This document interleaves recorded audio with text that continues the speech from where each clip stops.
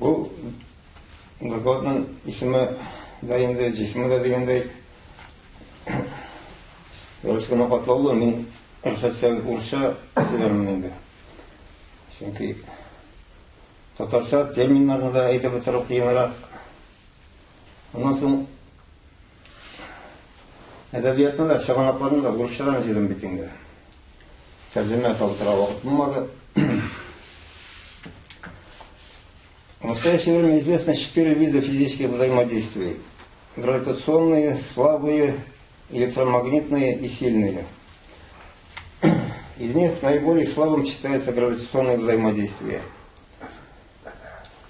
Силой называют физическую величину, являющуюся мерой механического воздействия на материальную точку или тело со стороны других тел или полей. Вот здесь хочу подчеркнуть, что это сила, это мера механического воздействия одних тел на других или полей, говорит, так? Гравитация, латинская гравитас, тяжесть, всемирное тяготение, приводится объяснение. Гравитационное взаимодействие между телами осуществляется при посредстве гравитационного поля, поля тяготения. Это поле является одной из форм материи. То есть вот здесь я знак вопроса поставил перед словом тяготение. То есть это тянуть, от слова тянуть, так сказать. Но тяжесть немножко по-другому понимаемо, так сказать.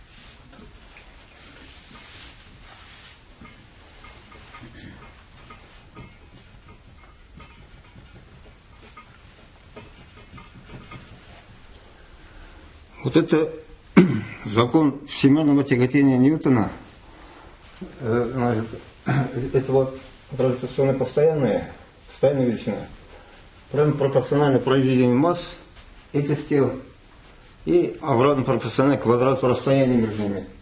Вот эта сила, так сказать. Вот входящие сюда массы М1 и М2, это их называют гравитационные массы. Гравитационные массы. Еще известен второй закон Ньютона.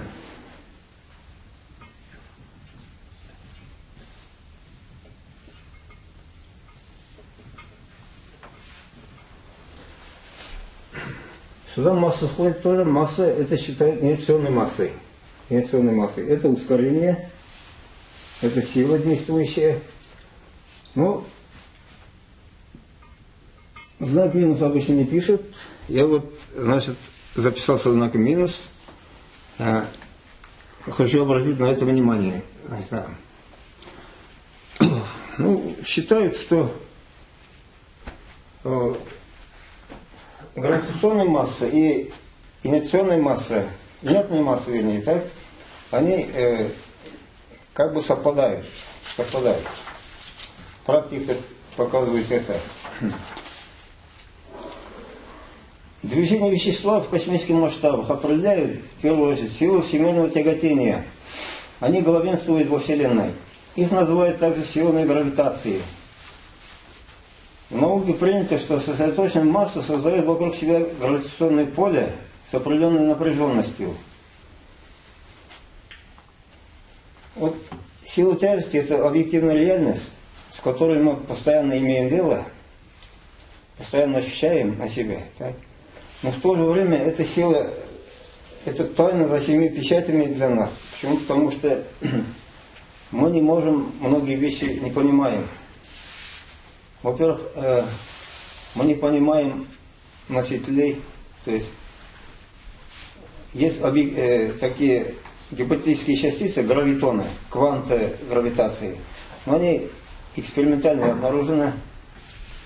В Второе еще, мы не можем сами создавать и сами защищаться от этой силы. Так скажем, от электромагнитных сил. Электромагнитные силы можно экранировать, так сказать, создавать экспериментально, значит, как бы потом на нет свести и так далее. А вот сила гравитации, она постоянно присутствует, но в то же время это как бы получается, значит, какая-то таинственная сила. Скажем, гравитационная сила считается самым слабым из 4 взаимодействий. Значит, в космосе они громадные. Допустим, вот такой пример. Земля, Солнце,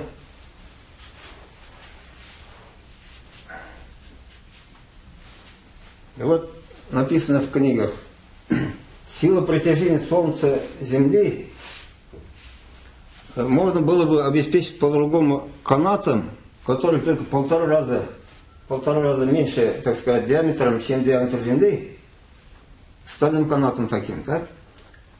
То есть, если Земля тут 1,5 сантиметра, тут 1 сантиметр диаметр, так скажем так, в масштабе. Вот со стороны Солнца действует такая мощная сила тяготения на Землю.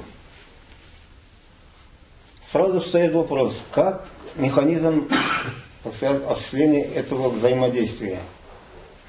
Все время говорит, сила всемирного тяготения, значит, тянуть, от слова тянуть, так сказать. Значит, связь работает на растяжение. А механики, допустим, сразу говорится, что силу передавать путем сжатия намного проще. Вот, допустим, нагрузку Q на стол.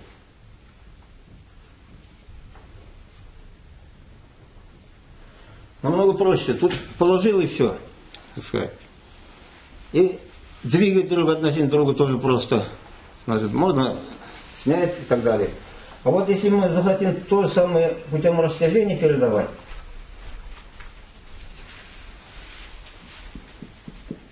во-первых, здесь надо будет какие-то анкеры придумать, так? Потом здесь какой-то крючок, потом цепь, потом опять крючок, тело,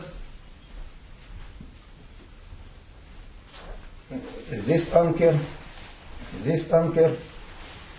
и картина усложняется. И не очень-то легко их друг от друга разъединить, значит, двигать друг относительно друга и так далее. И вот теперь встает вопрос, что у Солнца куча крючков, у Земли куча крючков, тут, значит, куча таких цепей, так сказать, они как автоматически, значит, разъединяются, соединяются, потому что они же вращаются, Солнце вращается, Земля вращается. Это что, такие связи? Значит, как они вот, так сказать, мы не должны какие-то фантастику придумать, да реально, что это за связи, так сказать, материально должны быть. Какие-то материальные носители этой связи. Да. Мы не можем так просто узнать, что такое, закрыто там и так далее. Что знаем, о чем мы говорим, так сказать. Поэтому вот это вот один момент, который вызывает, так сказать, довольно большой вопрос в термине закон всемирного тяготения.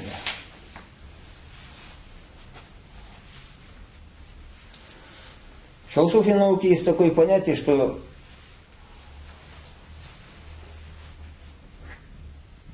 правило выработано, запрещающее умножать сущности сверх необходимого. О чем это говорит?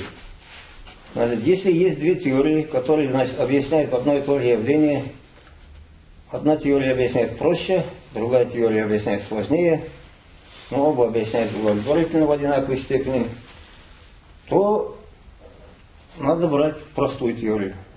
Она будет более правильной, так сказать. То есть не надо усложнять дело без необходимости. Вот я тут, значит, хочу на это обратить внимание опять. Если нагрузку можно передавать путем давления, так, путем давления, то не надо придумывать, что она будет передаваться путем растяжения, так сказать. Путем растяжения передавать намного сложнее. Второе, вот, что из механики я хочу, значит, вам сказать, как вступительная часть этой лекции. Правило двойной силы. Не правило, а, ну, как так, значит, там о двойной силе сказано.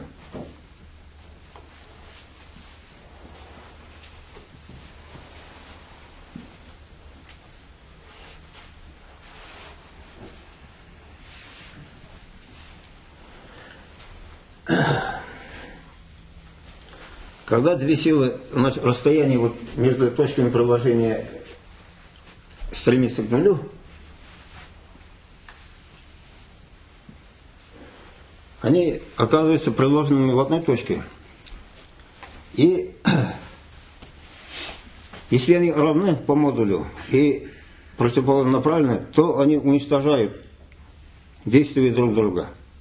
То есть точка не испытывает никакой силы. Это, казалось бы, значит, математической такой абстракции, потому что сила не есть, так сказать. Если дверью прищемить, так сказать, пальцы, то как бы близко мы не закрывали, так сказать, значит, но все равно палец будет чувствовать, так сказать, это прищемить, как прищемили. Но, оказывается, на самом деле в природе имеет это явление место. Вот примеры. В атмосфере давление 770 мм ртутного столба. Мы со всех сторон это давление испытываем, но мы его особо не чувствуем, потому что перепада давления нет, внутри такое же давление. Если перепад давления, то люди говорят, у кого низкое давление, у кого высокое давление, то начинает сразу чувствовать. Потом в океане давление растет с каждым метром глубины на 1 тонну на квадратный метр. Значит, 11 километров, если самая глубокая впадина, то 11 тысяч тонн давит на квадратный метр. Но там рыба себя чувствует, есть живые организмы, они себя чувствуют там нормально.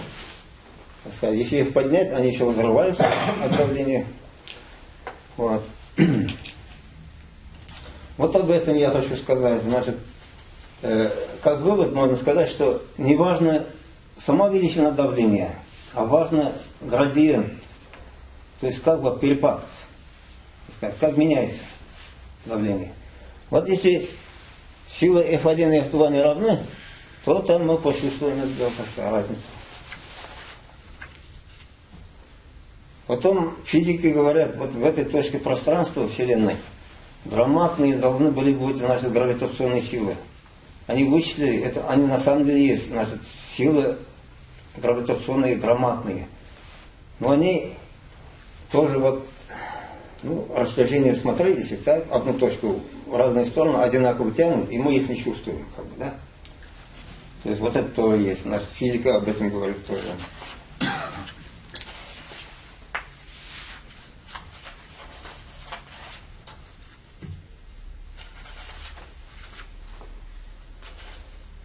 Ну, Вселенная тоже, вот, я вам просто прочитаю. Место Вселенной человека, доступное эмпирическому наблюдению. Современное определение понятия Вселенной. Это. Более общее понятие философии – это бытие, универсум. Значит, кто философию изучает, тоже это дело, так сказать, значит, знаете, я считаю. Вакуум, как определяет физика. Вакуум – это то, что остается, если убрать все частицы вещества, все кванты любых физических полей. То есть это пустота, пустое пространство. В современном понимании физики. Межзвездное, вот космическое пространство можно приблизительно считать вакуумом. То есть приблизительно только, потому что полностью пустого нету. Какие-то поля там обязательно присутствуют, излучение и так далее. Так? Самый такой, значит, спорный момент, что вот, говорит, вакуум не простая вещь. Вакуум может, значит, кипеть И откуда-то вот занять энергию, так сказать. Потом эта энергия может рождать материю и антиматерию, так сказать, частицу, античастицу, которые сразу же уничтожаются друг другом, так сказать, сливаются и так далее. Эта энергия куда-то исчезает. Вот кипящий вакуум, говорит, может рождать материю. То есть пустота может рождать вещество. В общем, так? Физика против этого не возражает. Значит, энергия может рождать, это уже вот этот закон, значит,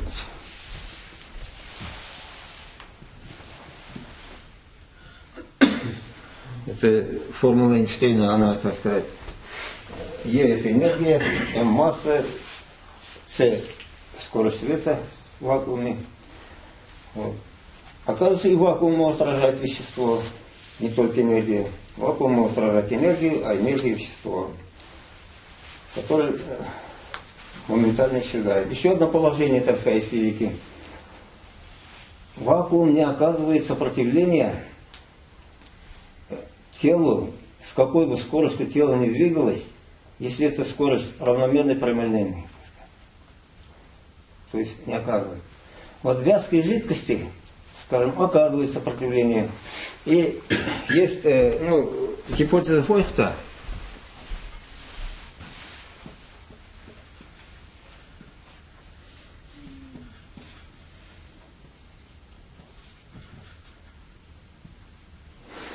То есть сила сопротивления движению шарика в вязкой жидкости зависит от скорости движения. А это постоянная величина. И направлена против движения, против скорости, вернее, так? Направлена против скорости.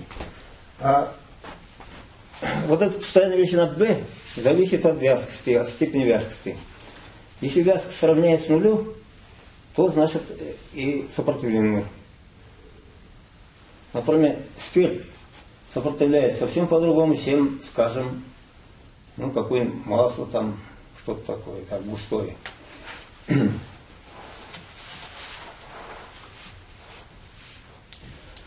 Ну еще вот в отношении понимания, так сказать. Что значит понимать? Тоже хочу это дело прочитать вам так. Понимать это, по-видимому, сведение пестрого многообразия явлений к общему и простому первопринципу. Многого к единому. Тогда наша мысль успокаивается. Это Гейзенберг, значит, физик, лауреат Нобелевской премии, значит, такой мысль высказал. Значит, понимать это, по-видимому, говорит, так? Многое свести к единому. Наука к этому стремится. Это началось, значит, уже с Демокрита, атома, означает неделимый, так? Значит, все вещества состоят из атомов. Но потом оказалось, что атом сложный, так сказать, объект. Дальше. Сейчас уже говорят, значит, 6 кварков, вот 6-й обнаружен вроде экспериментально. То есть все, вот, значит, что мы видим, вещество состоит из кварков. Кварк, он, значит, никак не переводится, это искусственное название из фантастического какого-то произведения, так сказать, кварк. То есть вот сводят в одну точку. Биология, казалось бы, биология, значит, такая сложная, значит, система, вот эта вот живая система. Говорят, можно бесконечное множество аминокислот создать, так? Но из них для построения белков выбирают только 20. Природа выбирает только 20. Вот из бесконечного множества почему-то выбирают только 20. И их называют, значит,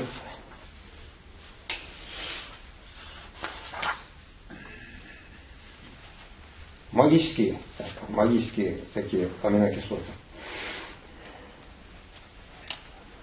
Дальше уже свое, так сказать, свое размышление. Это я, что есть в науке, старался донести. Значит, после долгих размышлений мы пришли к таким, значит, результатам.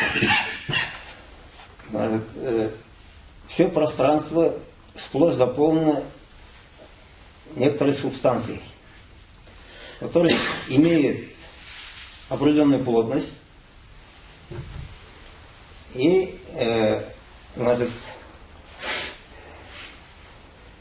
раньше называли эфиром, так сказать. Ну, мы назвали новый эфир, так, новый эфир. То есть вот все заполнено, Вселенная сплошь этой субстанцией. Океан этого ноэфира, так сказать. Мы живем в этом океане. Почему мы не чувствуем, значит, давление его, так сказать? Вот двойная сила. То есть давление с одной стороны равняется давлению с другой стороны. Это океан, он, значит, динамичен, не статичен, то есть там идут процессы во времени, какие-то, значит, процессы, о которых, значит, немножко скажу я дальше. Но главное тут, значит, плотность и давление, так сказать. Вот надо правильно. Эта субстанция обладает внутренней энергией. Согласно современной физике, вакуум обладает самой низкой энергией, так сказать. Из всех состояний вещества, там материи очень, так? А вот, ну, я говорю, мы, так сказать, во множественном числе, считаем, что вот это вот вакуум или ноэфир обладает самой высокой плотностью энергии, так сказать. То есть обратная картина. Почему так считаем? Вот смотрите, значит, 3 состояния воды. Ну, H2O. Пар, вода, лед. Значит, самая большая внутренняя энергия пар имеет, так сказать. А внутренняя энергия – это энергия колебаний молекул, там, атомы, так сказать, значит, там, и так далее, электроны, внутриядерные силы и так далее. Пар имеет. Отнимаем энергию, уменьшаем температуру, пар становится водой. Еще дальше отнимаем энергию, уменьшаем температуру, становится льдом. Так сказать, так? Пар мы не видим вообще. Чистый пар это не туман, туман это уже там частицы воды. Чистый пар прозрачен.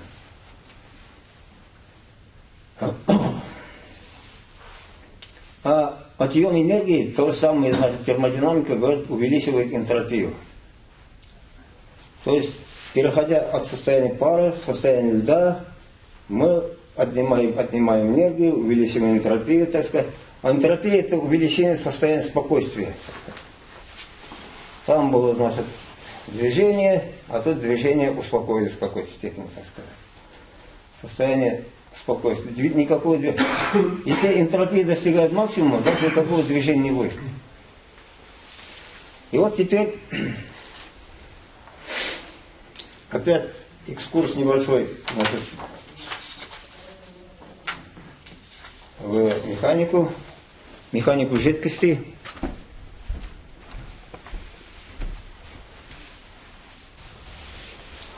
Механика жидкости есть такое понятие, значит, вот на рисунке А это источник, на рисунке Б сток называется.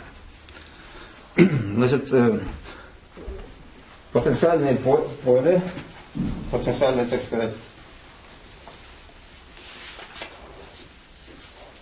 точечный источник, точечный сток, назовем так. Здесь скорость стремится к бесконечности, когда R стремится к нулю. И стремится к нулю, когда R стремится к бесконечности.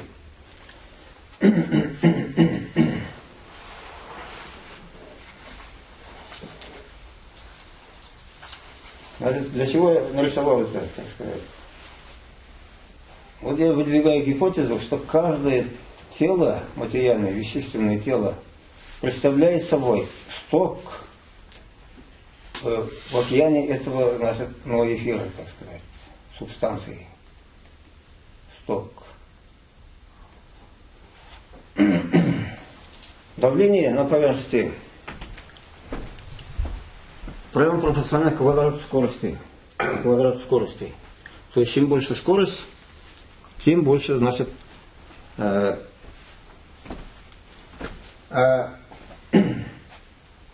скорость, тем больше, чем, значит, масса выше, так сказать, тела. И чем больше чем меньше радиус вот этот вот, R, тем, значит, давление больше растет этого ноэфира, так сказать.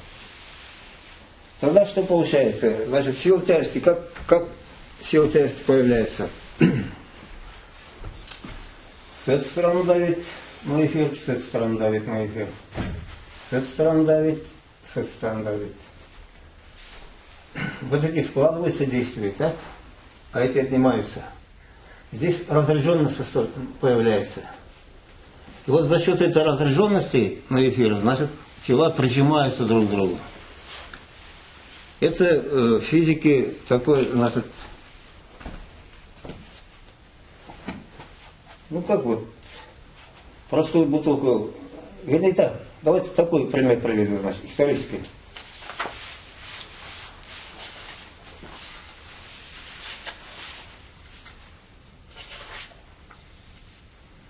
Германский физик Отто фон Герicke в 1672 году издал книгу, где описал следующий опыт. Две одинаковые полусферы из меди, диаметром примерно 40 сантиметров. Ну, сфера — это пустой шар. Полусфера прикладываются друг к другу так плотно, что воздух не смог проникнуть внутрь. Там прокладка из кожи, пропитанной воском, скипидали. После чего изнутри сферы удаляется воздух. Атмосферное давление так сильно прижало полусферу друг к другу, что 16 лошадей рывком не смогли отделить их друг от друга. Ну, несколько раз опыт поставили. Когда, говорят, это им удавалось, то раздавался грохот, как от выстрела. То есть, вот, как пушка выстрелила, так сказать. Да? А что такое грохот? Это звуковые волны. Значит, вот когда полусферы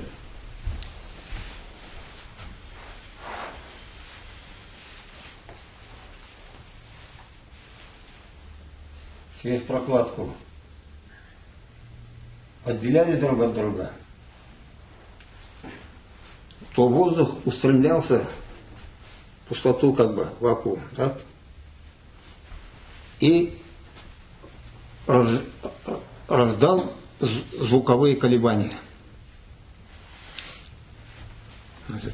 А так разность давлений, так сказать, изнутри, снаружи, так прижималось, что 16. А немецкие лошади, вы представляете, у нас после войны был такой лошадь один, конь один, так сказать, болван его звали, значит, это тяжеловоза, так сказать, такие, тяжеловоза. Ну вот 16 лошадей, с одной стороны 8, с другой 8, рывком не могли разъединиться на шары диаметром 40 сантиметров, скажем. Видите, это, значит, атмосферное давление, которое мы не чувствуем. Так? То же самое здесь, то же самое здесь. Значит, у этого сток, как вот, как говорится, у этого сток, тут разряжение образуется и, значит, прижимает с этой стороны друг к другу. То есть вместо силы тяготения получается сила давления, в общем, гравитации. Давление гравитации. Не тяготение гравитации, а давление гравитации. Так, а почему все-таки вот до конца, значит, не зажимает до черной точки мини, так сказать, черной дыры? Они отсюда проходят немножко ослабленные, потом, значит, выходят, так сказать, уже поддерживают вот эту форму. Поддерживают форму. Нам ведь как объясняют, значит, почему вот планета сохраняет свой, значит, объем, там, диаметр и так далее. Земля, например, за счет, говорят, радиационных сил. Там радиационные процессы идут, поэтому там, значит, давление, и поэтому, да. А где нету таких, значит, вот жидких ядер, там, допустим, магма и так далее, когда уже тела уже, так сказать, не имеют это, они ведь тоже сохраняют форму, так сказать. Там нет никаких радиационных, значит, процессов. Так, еще вот что хочу сказать. Значит, На наш взгляд, не следует различать массы гравитационные и инерционные. Масса одна и та же у вещества. Вот эта сила сопротивления эфира или ноэфира движению массы ускорением А. Это аналогично, значит, силе сопротивления движению шарика в вязкой жидкости. Формула примерно одинаково выглядит, так сказать. Одинаково выглядит. Еще вот такой вопрос у нас может возникнуть. Почему вот в свободно падающем теле, допустим, наш лифт падает свободно или самолет падает свободно, как бы теряется вес? Значит, тела становятся невесомыми. Здесь объяснение такое. Вот эта сила и вот эта сила друг друга уравновешивают. Значит, вот Земля, тело падает, сила действует, вот это F1, допустим, так? А сопротивление всегда направлено против ускорения, вот это F2, F2 сюда направлено. Они друг друга уравновешивают, и получается, что масса как бы теряет свой вес. Ну и так далее. Здесь еще несколько слов о гравитационных волнах. Ученые, сколько ни стараются, не могут обнаружить их гравитационные волны. Мне кажется, они сами себя загнали в угол в этом отношении, потому что в квантовой механике, они говорят, значит, частицы двигаются волнообразно. На наш взгляд, для того, чтобы создать волну, нужен источник и нужна среда, которая будет передавать этой волны, так сказать, упругая среда. Ну, допустим, то самое радиоволны, передатчик должен работать для того, чтобы создавать радиоволны, так сказать. И среда должна быть. Вот. А с гравитационными волнами какая ситуация? Для того, чтобы создавать гравитационные волны в эфире, надо внезапно создать или источник, или сток. Что значит источник и сток, допустим? Или надо из вакуума моментально создать вещество, или вещество моментально превратить в вакуум. Тогда пойдут гравитационные волны. Значит, конечно, человек не в состоянии этого делать, так сказать, в настоящее время. Но мне кажется, вот простой опыт такой, значит, взять ванну, наполнить невязкой жидкостью, допустим, спиртом, так? И внутри создать, значит, источник. Источник как можно создать? Значит, сразу там шлангом давления, так сказать, так? Давление пошел спирт опять-таки там. Или сток, куда уже спирт будет втекать, уходить, так сказать. Там, мне кажется, волны пойдут. Должны пойти. Никак не может быть, так сказать, да. Еще Эйнштейн говорил, что вот масса искривляет, масса в пространстве искривляет пространство. Чем, значит, масса больше, тем искривление пространства больше. Конечно, вот если сток чем мощнее, так сказать, линии тока этого ноэфира, вот они идут как-то вот так вот. Они, конечно, когда будут к этой массе устремляться, так сказать, искривление произойдет. А ноэфир и пространство, это примерно, значит, они, если не тождественно, они, вообще говоря, очень связаны, взаимосвязаны. Еще один момент такой есть, значит, в физике. Великий Эйнштейн последние 30 лет своей жизни упорно работал над объединением уравнений, своего уравнения, значит, общей теории относительности и уравнения электродинамики Максвелла. Ему это не удалось, так сказать. И никому до сих пор не удалось. То есть он хотел написать более общие уравнения, из которых следовали, как в частном случае, его уравнения и уравнения Максвелла. Не удалось это создать. Вот здесь у нас такой вопрос возникает.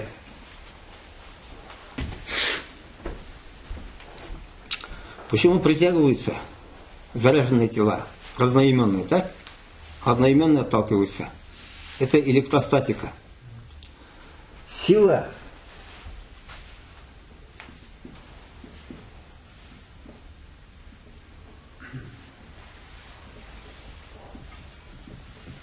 притяжения или отталкивания в вакууме, значит, по виду совпадает с этой формулой. То самое, это заряда тел, это расстояние между их центрами, так? А это коэффициент постоянный, который зависит от системы, так сказать, СГС, там, Си или что, так сказать, система величин. Вот это вот сразу ведь наводит на мысль, что эти силы, вообще говоря, имеют какую-то общую основу, так сказать. Силы притяжения, отталкивания электрические и гравитационные. Ну, я время имел мало для того, чтобы продумать, так сказать, все вопросы. Но я пока себе такое объяснение, значит, нашел. Заряженные тела, так сказать, электрические, они увеличивают мощность этого стока. Стока увеличивают, так сказать. Одноименно заряженные тела становятся друг относительно друга стоком и источником. То есть, вернее так, да, стоком и источником они отталкиваются, а разноименные два стока притягиваются опять давлением вот этого нового эфира, так сказать.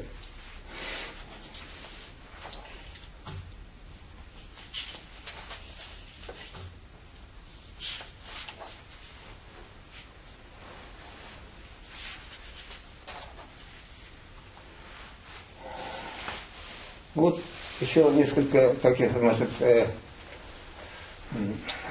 понятий, которые я не согласен. Говорят, что падающий свет отражается от поверхности тела. Вот представьте себе, значит, свет падает со скоростью 300 тысяч километров в секунду и моментально отражается, так сказать. Ну, конечно говоря, фотоны не имеют массы покоя, там, скажем так, но все равно это материальные частицы, так сказать. Это трудно себе представить. Более правильное понятие такое, значит, я его считал тоже. Падающий свет поглощается, за счет этого увеличивается внутренняя энергия тела, и тело начинает излучать уже само новый свет, так сказать. Тот уже исчез, что упал, и новый свет, значит, так как энергия уже увеличилась, так сказать, внутренняя, она излучает этот избыток энергии. Так. Вот. А вот черные дыры, говорят, значит, не выпускают свет. Не выпускают. Конечно, черные дыры вот в этих понятиях, значит, они имеют громадные массы, так сказать, М. Это громадные стоки. У них отнято очень много внутренней энергии, так сказать. И только энергии падающего света недостаточно для того, чтобы они рождали новый свет. Конечно, они его поглощают и на этом успокаиваются, так сказать. Поэтому черные дыры не видно, они ничего не излучают, ни радиоволны, ни ничего, так сказать. Радиоволны это тот самый свет, так, это на фотон, на этом уровне все делается, так? Да, черные дыры вот оттуда идут, так сказать. Так.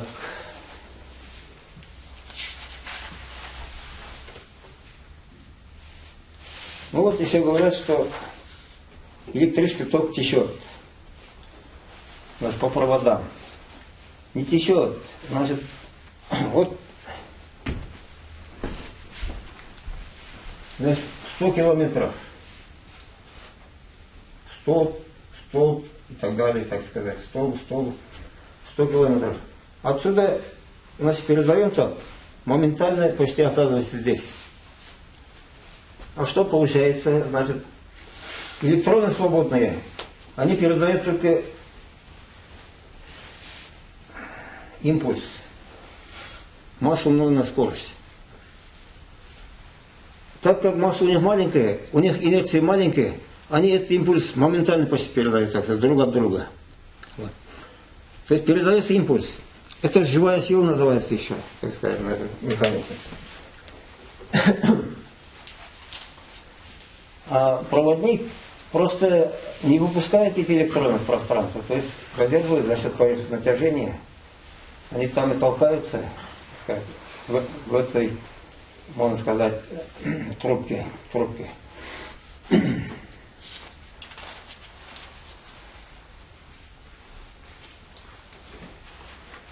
Ну, в конце некоторые отличия нашей концепции от общепринятой.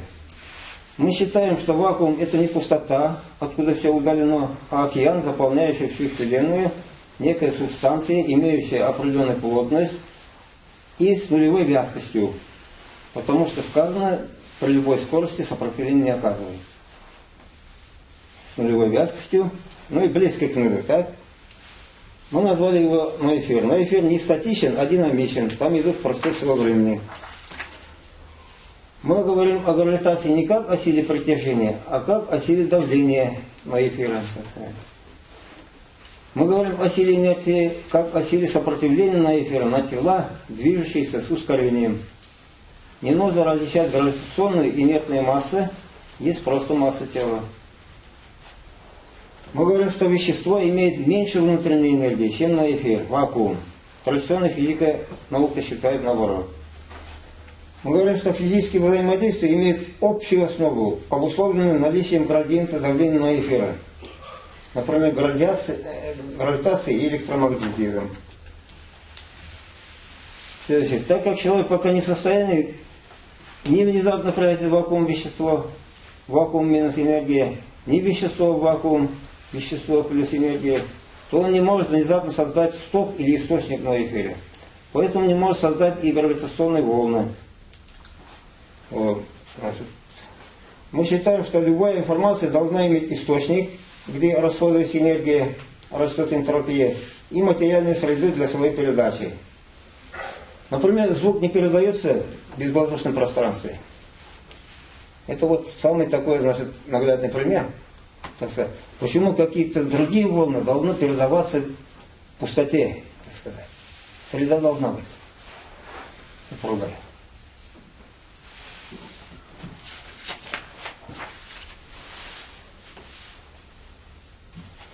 Так, вот на этом позвольте, значит, закончить то, что я, так сказать, смог написать, подготовить. Если смогу на ваши вопросы, стараюсь ответить.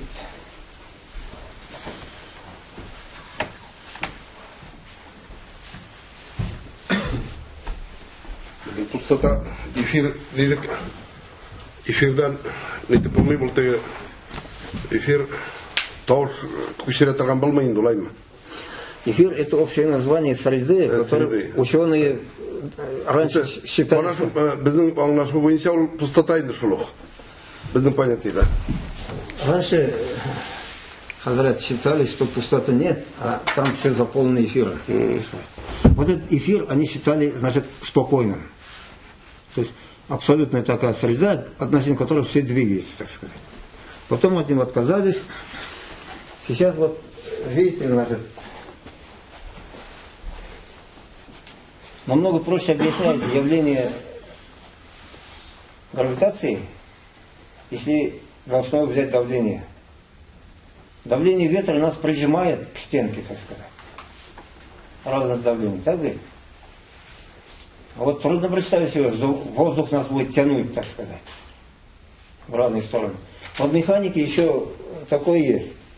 Всестороннее сжатие тела, особенно жидкости, так сказать, это элементарно, экспериментально. А всестороннее растяжение, равномерное, так сказать, трехмерное, так сказать, пространственное, это неосуществимое, так сказать, невозможно делать. А ведь гравитация, значит, силы тяготения, там, тянуть, как это надо? Во-первых, постоянно какие-то волны надо излучать. Источник должен работать постоянно. А это уже к увеличению энтропии ведет, так сказать, энергия тратится на это. И причем ведь мощно это все идет во Вселенную, так сказать. Откуда берется это столько энергии, значит, откуда качается вот планетам, галактикам, чтобы постоянно излучать вот эти волны. Не проще ли нас считать, что туда втекает вот это вот, так сказать,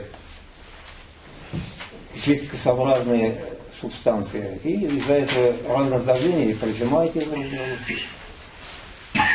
и вытекает потом потихоньку. Со скоростью втекает, а потом потихоньку вытекает, так сказать. Ну, это, конечно, надо продумать еще, куда девается потом, так? Черная дыра в икре, коэндер вытекает. Куда девается, потом надо еще продумать, так сказать.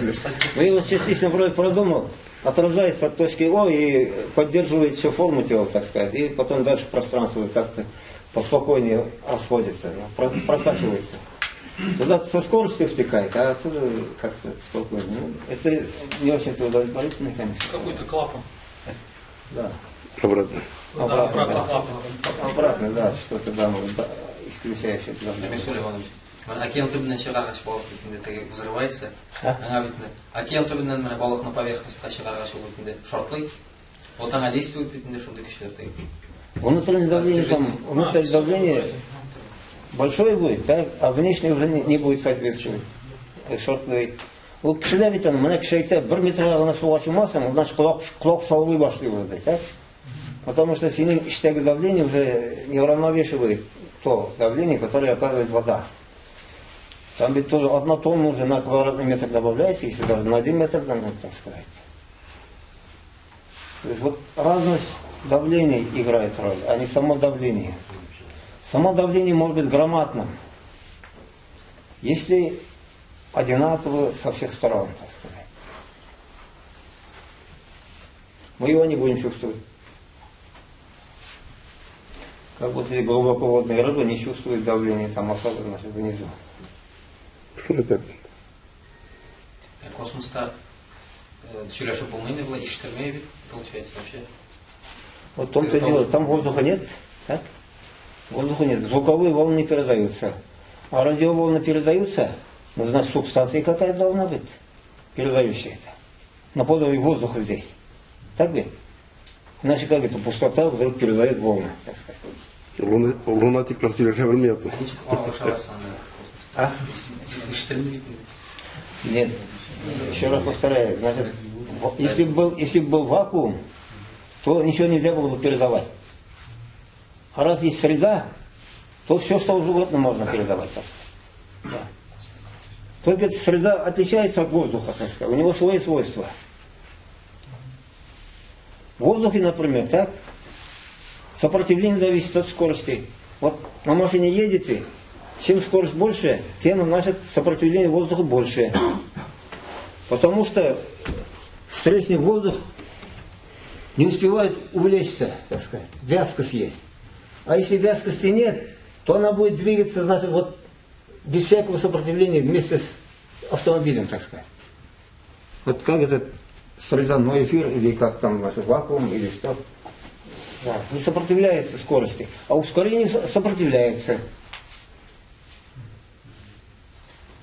Ускорение сопротивляется так же, как воздух сопротивляется скорости, допустим, вот, так, примерно так же.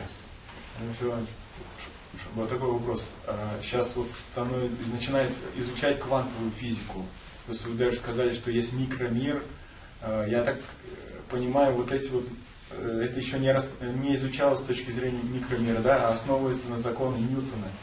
И сейчас ученые вообще до чего дошли в понятии перемещения тел с точки зрения квантов, и как вы сказали, вот это вот более... Как? Кварк. Есть кто-то уже пытается объяснить? То есть это же получается изучение физики с какой-то, с другой стороны, более такой мелкой, что ли. Не мелкой, а имеется в виду микромир. Вот в науке есть правило редукционизма. Значит, это обратный ход. Там говорится так, значит, законы, справедливые для более сложных систем, должны быть справедливы и для менее сложных систем. Так? Да. И вот теперь, значит, начинаем смотреть. Вот наш мир. Система одна, так? И микромир, система другая. Что сложнее, так сказать? Там или здесь? Мы считаем, вот, так сказать, неявно считаем, что там. Потому что мы не все там видим, слышим и знаем, вообще говоря, так? Поэтому считаем, что там сложнее. А здесь проще. Законы Ньютона где действуют, так сказать. А кто это сказал? Что здесь проще, а там сложнее, так сказать. Почему здешние законы не могут действовать там тоже так? Вот давление, допустим, будет.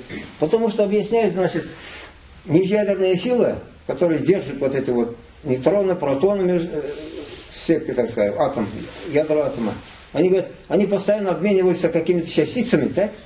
За счет этого идет, значит, вот это вот, как бы, значит, они укмашканнарно, так? Держат друг друга. А как это так, значит, опять-таки, вот, значит, это ведь сложно, так сказать, усложнение дела. Проще ведь объяснить, значит, за счет давления они, так сказать, значит, внешнего держатся, так сказать. Да. Вот я вам другой пример, я его уже сказал. Создатель, по-моему, без необходимости не усложняет дело, так сказать. Да. Вот смотрите, представь себе плоскую землю, и там надо, значит, где-то зима, осень, весна. Создать это так, как сейчас здесь. Потом день, ночь, утро, вечер создать, так сказать. Вот как могли бы вы создать вот такое и еще согревать, все, так сказать, вот, значит, так. Вот земля плоская, и там что-то, так сказать, светильник какой-то, так сказать, так? Как вот это вот? Это же очень сложно осуществить на практике. А тут же элементарно, так сказать, в центре Солнца, Земля, значит, ось немножко наклонена, вращается вокруг своей оси, еще вращается по орбите, и все, так сказать, четко, значит, и везде так ли, главное, так сказать. Все планеты, значит, звезды имеют шарообразную форму, так сказать, единообразие везде. Вот. Нет же такой вот разнообразия такого, что вот везде там что-то другое. То есть должно быть единообразие. И тут, и там. Но уровень нашего познания, так сказать, может быть, не может быть, а точно не позволяет охватить все явления единым взглядом, так сказать, единой теорией. Мы это не можем, но мы к этому должны стремиться. Земля имеет силу притяжения, получается, и Солнце, да, свое. И Солнце относительно остальных планет имеет свое притяжение. Ну, может, конечно, вопрос. Или все-таки это одна сила притяжения, которая на различной дальности... Это одно и то же давление. Вот одно и то же давление. Солнце, Земля. Одно и то же давление. Зависит от расстояния взаимодействия, так сказать. Вот если они близко, Земля и Солнце, они оказывают друг на друга влияние, так? Причем одинаковое влияние. Сколько тянет это тянет, так сказать, они друг друга, так сказать, вот прижимаются, как бы, да? А если удалить уже достаточно далеко, то эта сила не будет.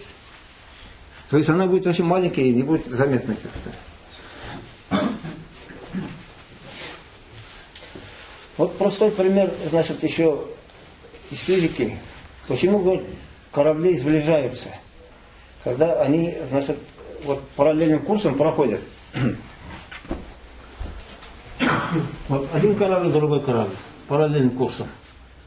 Здесь течение быстрее, давление падает. Вот это давление наружное прижимает их друг к другу. Течение ускоряется там, так? Давление падает. Вот падение давления, конечно, прижимает. Вот этот магдебургский шар, тоже опыт тоже показывает. Если мы воздух выкачали, наш шарики прижал друг к другу так, что не разделились.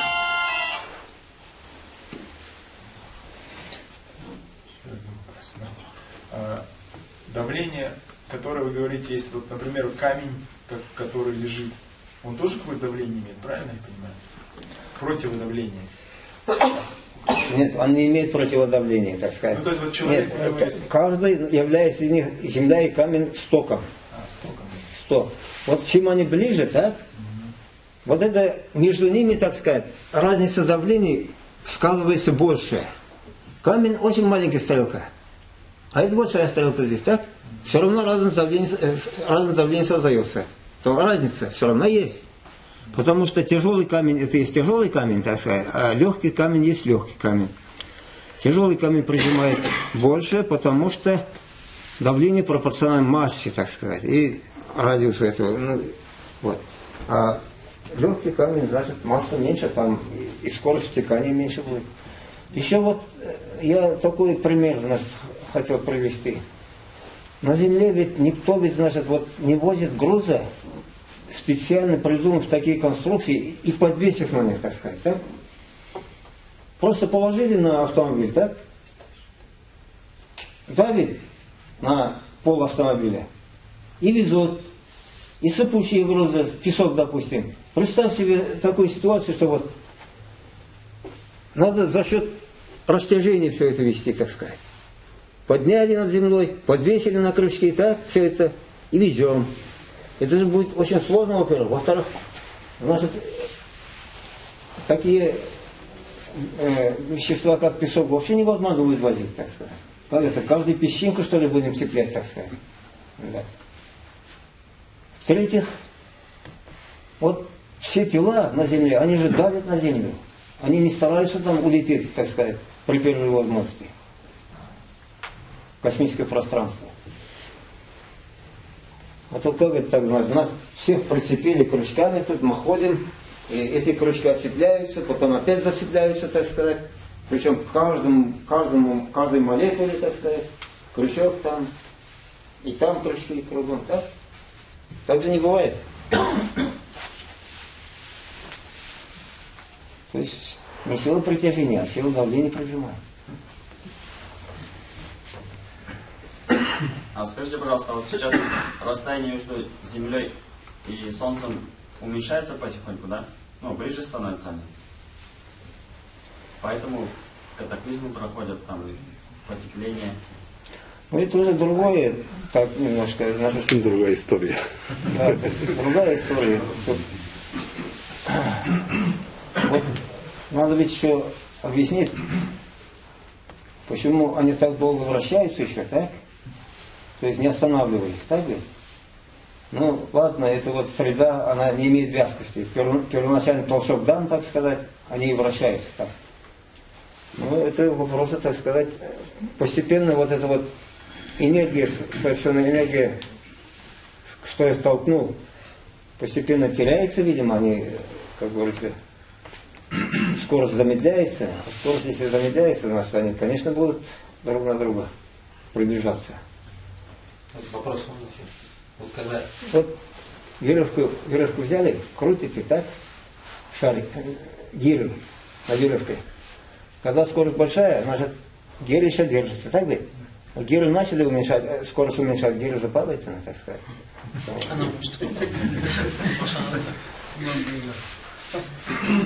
Да, катаклизмалар жер кыярыкка якын ою белән бәйле булса, ул инде озак тормас инде. Полнолуние булган вакытта елгаларда су арта бит, да ведь? Это за счет этого, да, происходит протяжение. А вот су кайдан анда ничек артасына инде булат? Как увеличивается он по объему?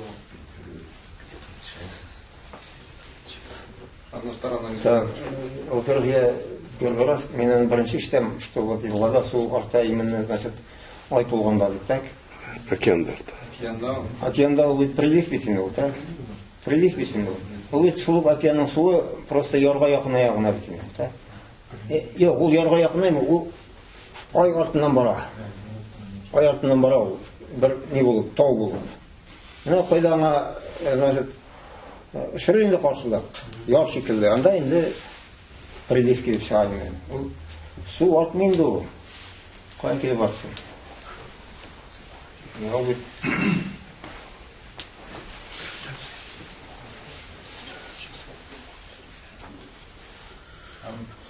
Живые и неживые тела тоже, получается, разное давление, разное, да? Получается, душа. Вот. Я все-таки вот тот вопрос хотел привести к тому, что давление, против давления Тат Аллахтан Бирильган, у неживых тел это все по-другому устроено, да? И тот же самый вопрос с эфиром. Не, мы как это, значит, объекты Вселенной, мы не отличаемся вещественно ничем от неживых тел, так сказать. Но душа, я насчет души я не могу тут рассуждать, потому что я считаю, вот это мой взгляд, как, значит, ученого, заложена программа на генетическом уровне, которая постоянно поддерживается и командует организмом. То есть, опять-таки, материальный носитель есть этой команды, инструкции, так сказать. Инструкции есть. Вот эта инструкция выполняется. Для выполнения инструкции энергия должна быть. Энергия откуда, значит? Кушаем, пьем. Если не кушаешь, не пьешь, уже все, конец, так сказать. Одна душа такая мифическая не поддержит, так сказать, все это. Поэтому все подчиняется физическим законам. Примерно, так сказать. Это вот человеческий организм, это биоробот, так сказать. Биоробот. Да. С программой. Ну, и биоробота даже в любом том же фильме фантастических показывают, что есть энергетическая основа. Есть какая-то сила, которая всю эту силу ведет. Например, то же самое поддерживает электроны, какие-то молекулы. То есть поэтому сказать, что это душа, я с этим очень сильно согласен. Сердце двигает. И когда душа уходит, вся эта система, этот биоробот, он останавливается. Вот здесь я такого мнения. Есть еще мнение, что информация не исчезает. То есть вот информация, она, значит, есть, ведь какие носители информации мы знаем? Значит, книги и так ведь. Потом у нас появились магнитные ленты, потом появились магнитные диски, потом эти флешки появились, так? Сейчас уже, значит, речь идет о том, что на кончике иглы написать мегабайты, значит, информации, так сказать. Поэтому все носители информации для нас неизвестны. Конечно, вот человек умирает, допустим. Сейчас такое мнение, я сам пришел к этому, и другой мой коллега сказал. Вот где, говорит, можно отрицать, что все записывается, все твои мысли, все, что ты делал, так сказать, все так, на эту маленькую флешку. И это сохраняется, говорит, так. А потом, значит, вставляется новые считающие устройства, и все началось по новой, допустим, так? Вот тебе душа, пожалуйста, знаешь? Ничего не исчезает. Судный день достают флешку, вставляют и проверяют. Да, и по новой пошел, значит, тот же личность по новой начал жить, и все такое. С точки зрения передачи информации, ну, в науке это, я так понимаю, это ДНК. Ну, биологи, да, биологи говорят, значит, там все запрограммировано. Клетки ДНК, значит, говорят, если растянуть в одну линию, от одного края Солнечной системы до другой, куда свет проходит 8 часов. Вот один человек несет такую ленту с информацией, так сказать. Это вообще уму непостижимо. Сколько информации. Ну, вы как сказали, запрограммирован. У нас есть тот человек, который кто нас запрограммировал. Это Аллах Субхану ва Тааля. И вот с вашей лекции я даже больше убедился в своей. Нет, я сам убеждаюсь все больше, потому что... Я сам больше убеждал в своей лекции. Нет, если есть что-то, должен быть создатель. Да. Не может быть так, что вот наше... Должен быть создатель. Да, должен быть создатель. Почему? Потому что, говорят, значит, вот само собой, что все это получилось, да, это вот вероятность, что вот ураган пронесется над металлоломом, так, и создастся современный суперлайнер, значит, самолет. Случайно. Случайно ничего не бывает.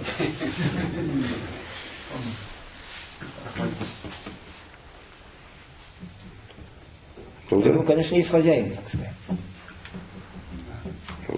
Но мы же его, опять-таки, значит, понимаем и знаем меру своих возможностей.